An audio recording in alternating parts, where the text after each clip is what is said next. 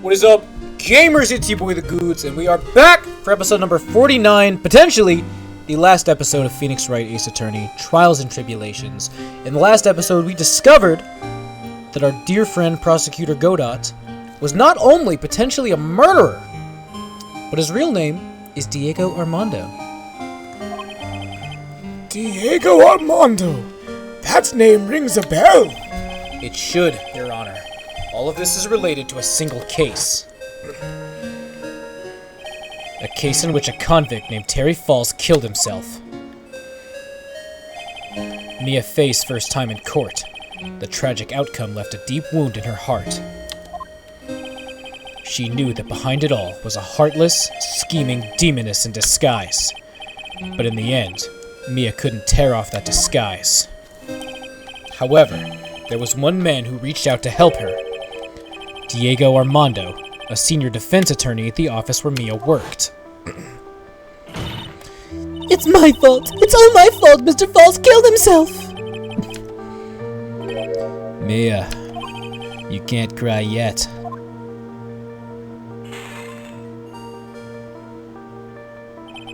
The only time a lawyer can cry is when it's all over.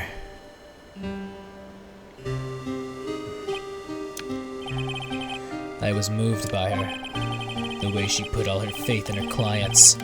That pure, sweet heart of hers. And that's why I could never forgive Dahlia Hawthorne.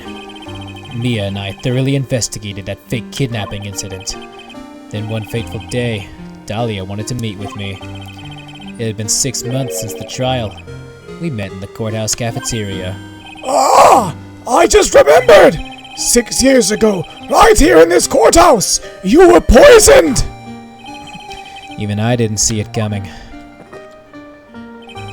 Dahlia Hawthorne slipped some poison into my coffee. Some newspaper at the time called it a murder, but very little information about the case was released to the press. But you weren't dead at all. No official reports ever actually called it a murder.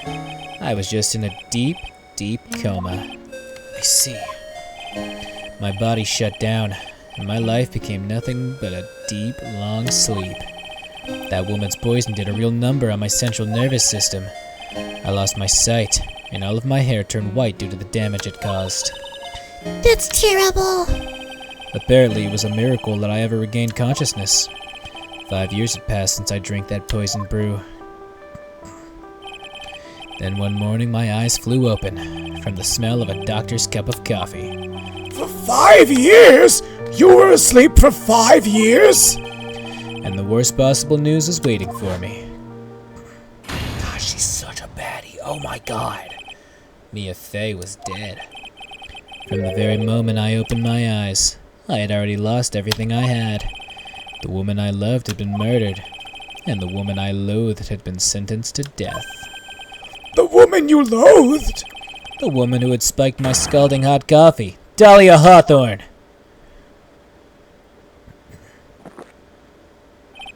Ha! Good old Mia. She didn't let me down. She got her revenge before she checked out. In the end, there wasn't anyone waiting for me when I woke up. That's so sad!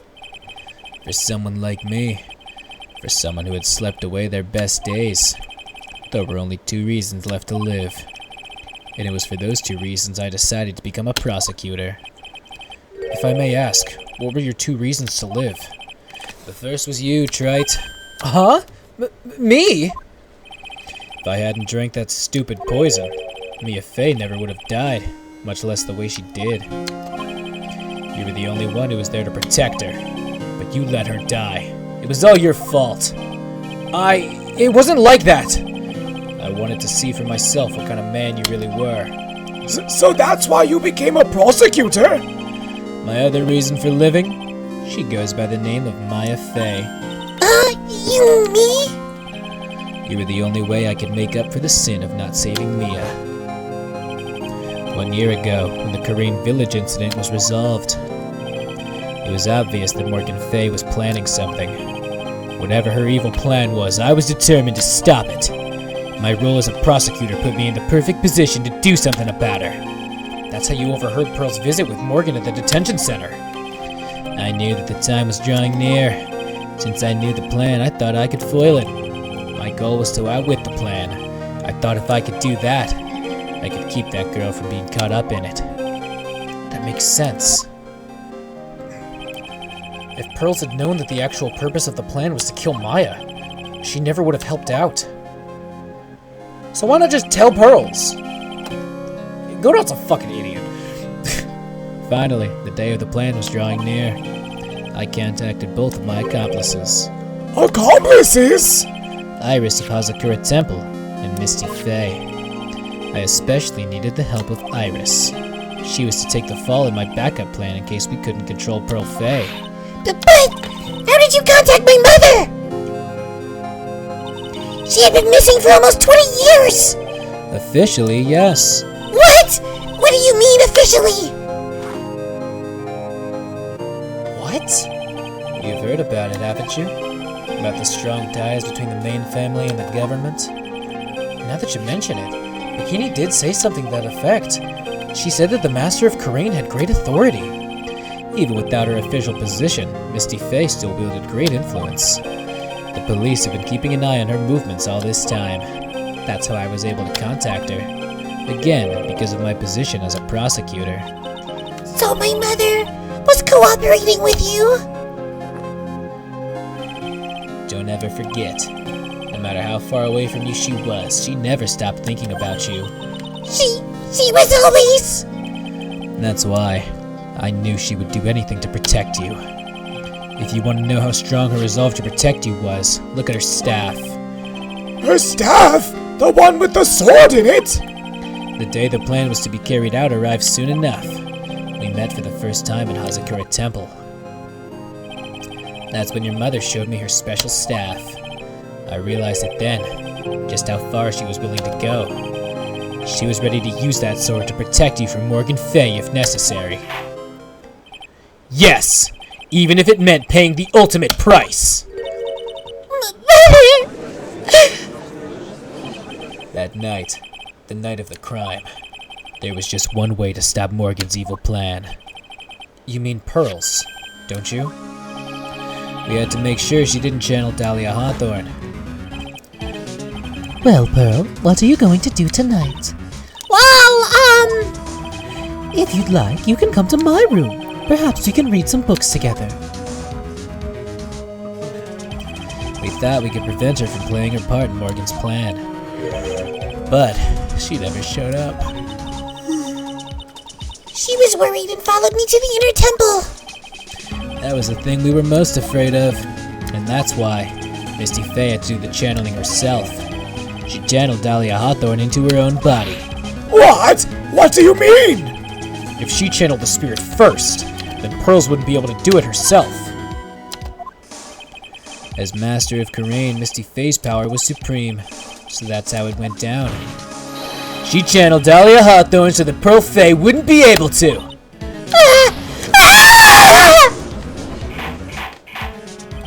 What? Is this true? My role in the plan was to make sure no one was going to hurt Maya Faye. That's why I hid myself at the inner temple, just in case you needed to be safe from Dahlia Hawthorne.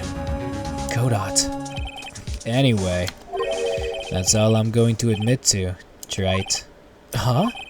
There's no doubt about it. You're a great defense attorney. But you're going to have to do the rest yourself. The background leading up to this incident has been laid bare. There's just one question remaining, Mr. Wright. Who killed the victim?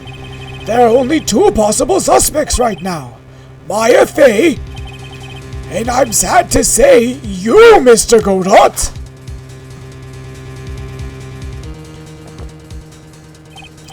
Well, Trite, if you're the real deal, then finish this thing once and for all.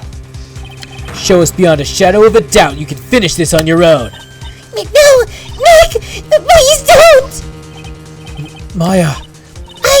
I heard the whole thing from my sister in the medical office. That's why I have to protect Mr. Godot. I can't do it. I can't testify against him. After all, he's the man who put his life on the line to protect Nia and me too. Maya, I know that! Nick! But even so, it doesn't absolve him of his crime! Please, Maya, testify! Miss Faye, your testimony, please. This is the final testimony. Don't bother trying to hide anything, because I'll know! I want to hear the truth from your own lips! I understand. I'm sure you're right. I'm ready now, Nick. All right, young lady. Tell us about the moments before you lost consciousness.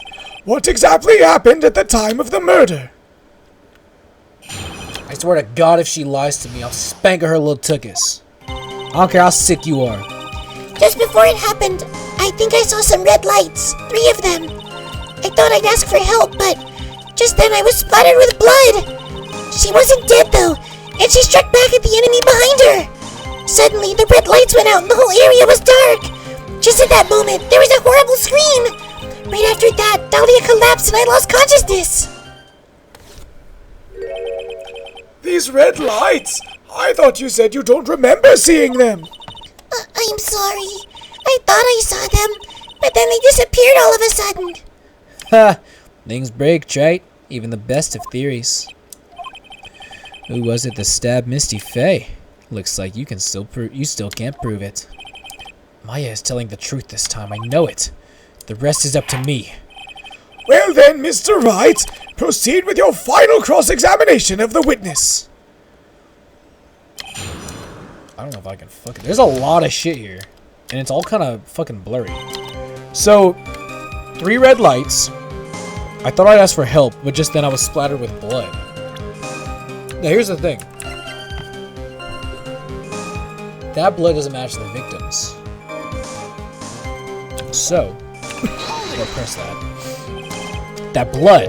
Was it Dahlia Hawthorne's blood? I think so, probably. Just at that moment, I heard a soft scream that seemed to be close by. It was a woman's voice. So that was when the killer stabbed the victim from behind with the murder weapon. Is that right? Without a doubt, Maya was in the middle of a really dangerous situation. Anyway, the victim was stabbed by the murder weapon. What happened after that? She struck back at the enemy behind. Struck back? How do you know that? Well, you're right. I didn't see it exactly.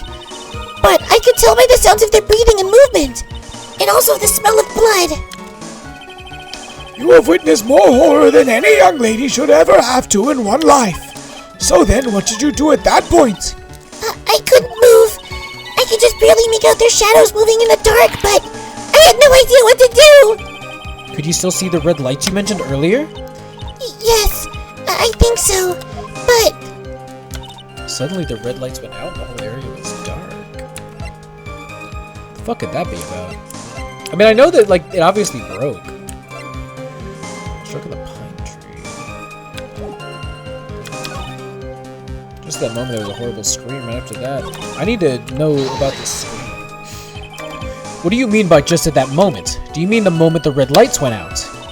yes, that's right. The scream that you heard then, was it Dahlia Hawthorne? I don't think so. I'm pretty sure it was a man's voice. What? So then, that scream came from the killer? That's gotta be it. I think Dahlia Hawthorne must have taken the blade and attacked the killer with it. And then the killer let out a scream of pain, huh? After that, the killer stole the blade back and delivered the final blow, I guess. Well, Mr. Wright, it seems to make sense to me. There's a contradiction. I'm sorry to say this, but that interpretation would create an enormous contradiction. That makes sense. After all, my deductions are almost certainly never correct. Remember the testimony she just gave before the killer let out a scream.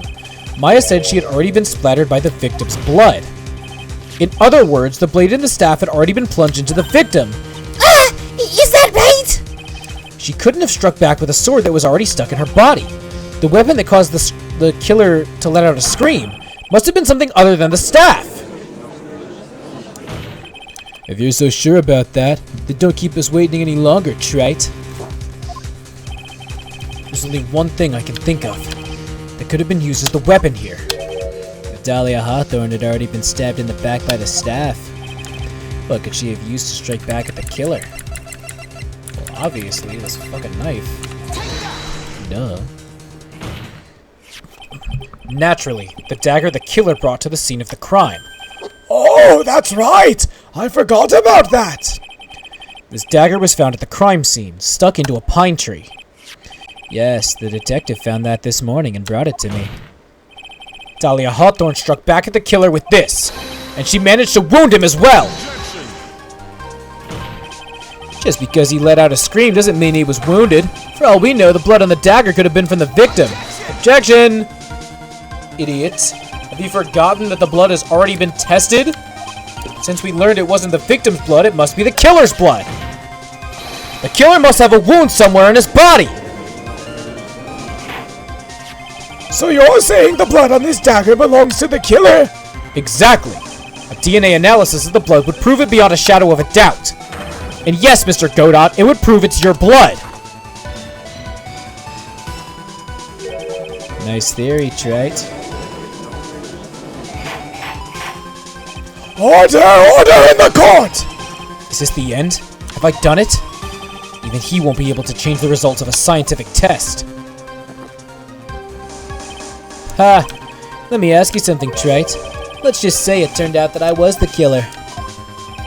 Do you really think I'd be stupid enough to leave evidence like that? What? Just think for a second. This dagger was found this morning by a detective and brought to me. There was already blood on it, correct? But even so, I was the one who brought this dagger here to the courtroom. Yes, what does that prove? Well, if I really were the killer, I could have washed the blade off and then planted another person's blood on it. That's... it can't be! In any case, there's one thing I can guarantee, right?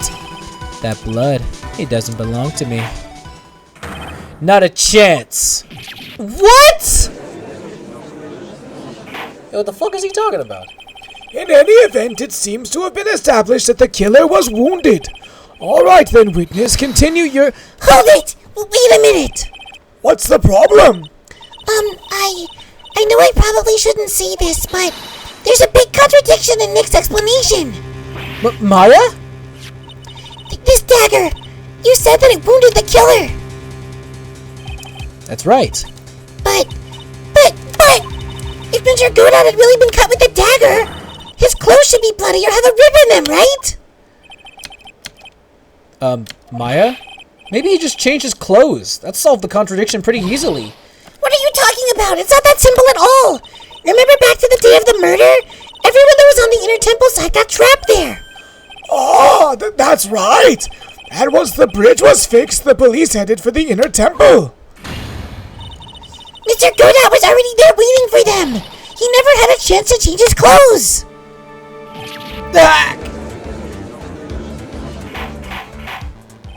Order in the court. What the witness said is Objection! Well, maybe he brought a change of clothes with him. But no one could have predicted the lightning strike that shut down the bridge. Why would anyone have brought a change of clothes? Did the judge just take smart pills during the last recess? Well then, maybe the killer took off his clothes before he committed the murder. That way he wouldn't get any blood on them. Objection! It's impossible, Trite. You know how cold it gets up there late at night. After a few minutes with no clothes on, you'd be frozen solid. Ah!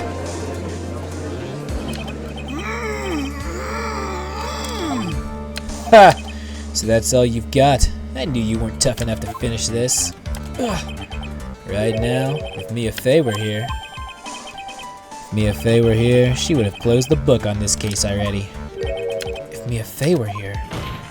So come on, Trite! Can you do it or not? How about it, Mr. Wright? You've accused Mr. Godot of being the killer. But can you prove it? Have you got even one piece of evidence? The question isn't whether or not I can prove it. The fact is, I have to prove it. That's the only choice I have. I was taught that it's one of the rules of being a lawyer. I can prove it. I'm going to bring your magnificent vengeance to fruition, just as you want it! Ha! That's good. A fighter to the bitter... Fuck! A fighter to the bitter end, Trite. Since there's just one piece of evidence that can prove your point, why don't we go for the unlimited penalty? And why don't I save the game, motherfucker? I'm not following that shit. You trying to pressure me, Mr. Godot? Because it doesn't matter to me. I've got the one piece of evidence I need. Give me a break. You've got nothing, Trite. So what do I do at a time like this? It's simple. I've got to think outside the box and approach this from a different angle. Alright then, Mr. Wright, let's hear what you've got. There's one thing I've demonstrated in the previous cross-examination. The killer was wounded. That was proven by the blood on the dagger. But we've decided it was impossible for him to have hidden such a wound. If he had been cut by a dagger, there should have been a blood stain on his clothing. There's one place the killer could have hidden his wounds. What did you say? Hidden? This is it! My last stand! I need to think about this from a different angle! I don't need to think about why there were no bloodstains on his clothing. I just need to show how he hid the wound! It's the end of the line, the final stop, Trite! Let's hear what you've got! Where's this location where you say the killer hid his wound? I know, but how do I prove that?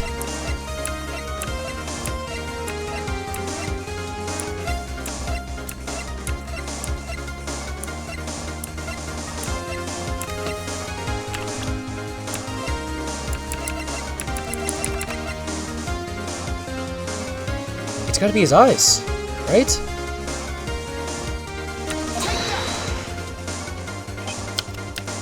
Will that work?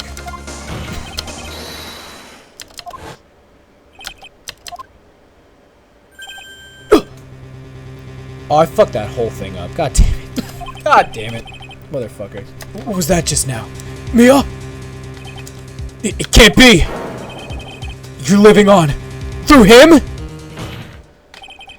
Even as we speak, you're still hiding the wound!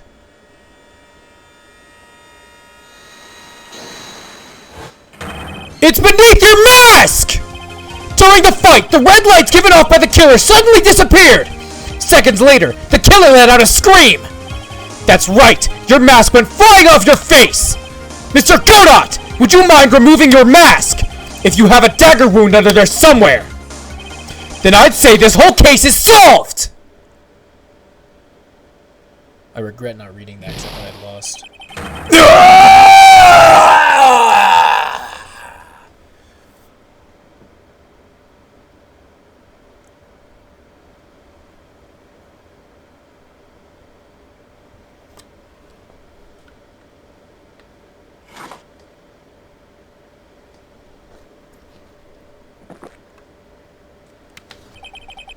Just now, I saw her spirit in you. I never liked you. 6 years ago. You helped the woman who put me to sleep by hiding her bottle of poison. And then, while I was sleeping, you let Mia die. But you didn't care. You just kept living your pathetic, happy-go-lucky life. You even had the nerve to follow in her footsteps as a lawyer. I could never forgive you. That's what I thought. Mr. Godot! But I was wrong about you. I knew it from the very beginning. The truth is, the only person I could never find it in my heart to forgive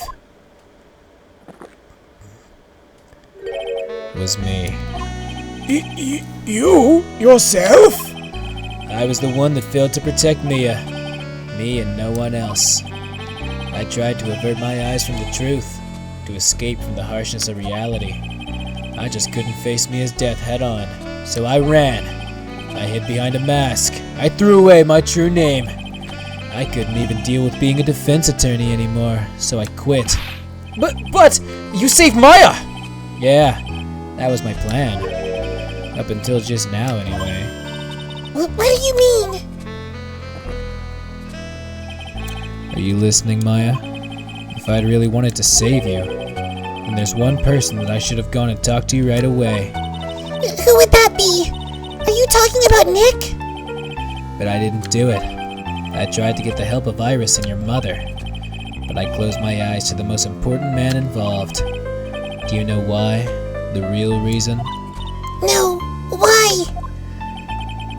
I suppose. I wasn't really interested in saving you at all. Huh? I think I was just trying to salvage what's left of my own broken soul. I was trying to make up for the fact that I couldn't save Mia. Nothing more! That's why I let you walk right into a situation that I knew was dangerous. Forgive me. You're wrong! You put your own life on the line to save Maya! Was it really for Maya's sake? Even I'm not really sure. What do you mean by that?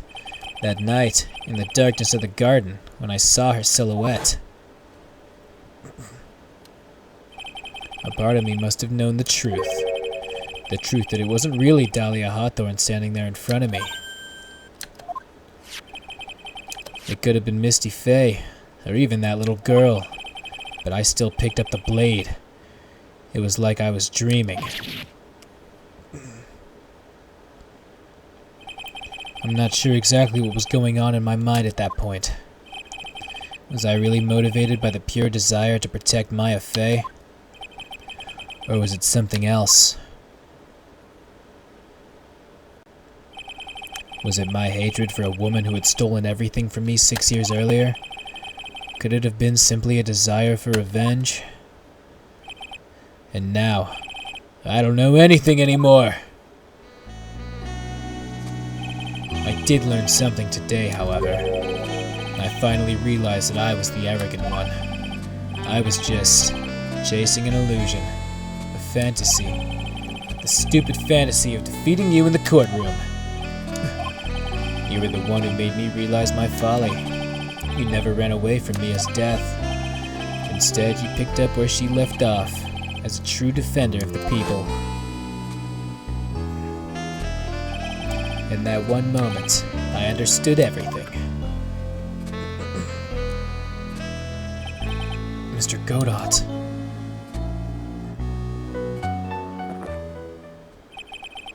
I think you already know this, but if you don't, my name is Diego Armando. Mr. Armando! I believe in you! I know you were trying to save me!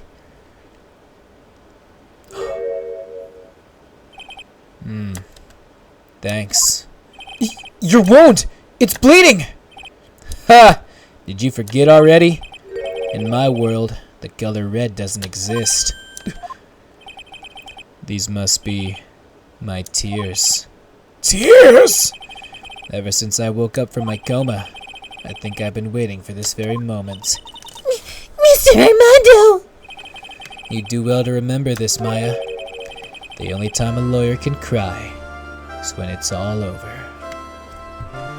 And with that, I'm ending this episode solely so I can have an episode 50, motherfucker.